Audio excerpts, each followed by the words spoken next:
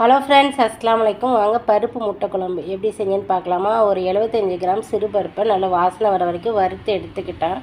அதுக்கப்புறம் அதை நல்லா வாஷ் பண்ணிவிட்டு குக்கருக்கு மாற்றி பருப்பு வேகிறதுக்கு தண்ணி வச்சு ஒரு துண்டு பட்டை, ஒரு பிஞ்சு மஞ்சள் பொடி, அப்புறம் ஒரு கைப்பிடி அளவு வெள்ளைப்பூடு எல்லாத்தையும் சேர்த்து ஒரு 3 விசில் லோ ஃப்ளேமில் விசில் வச்சு இறக்கிட்டாங்க. வேக வச்சு இறக்கியாச்சு. அதுக்கப்புறம் இன்னொரு கடாய் அடுப்பில் வச்சுட்டு கொஞ்சம் எண்ணெய் சேர்த்து கைப்பிடி அளவு நாட்டு வெங்காயம், ஒரு 2 பழுத்த தக்காளியும் அதோடு சேர்த்து உப்பும் காரத்துக்கு வரமிளகாயும் சேர்த்து நல்லா தக்காளி வெங்காயம் குக் ஆனதுக்கப்புறம் லைட்டாக தண்ணி ஊற்றி ஒரு 3 முட்டையை அதோடு நம்ம கொட்டி ஊற்றி முட்டை ஒரு 3/4 பதம் வேகணும்.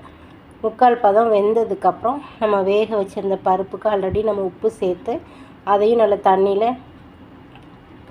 கலக்கி அந்த முட்டை கலவையோடு சேர்த்துட்டு இப்போ ஒரு 10 நிமிஷம் லோ ஃப்ளேமில் முட்டையும் பருப்பு எல்லாம் மிக்ஸ் ஆகிற அளவுக்கு வேக வச்சு இப்போ நம்ம எப்போதும் தாளிக்கிற மாதிரி இன்றைக்கி பருப்பு முட்டை குழம்புக்கு நெய்யில் நம்ம தாளிக்க போகிறோம்.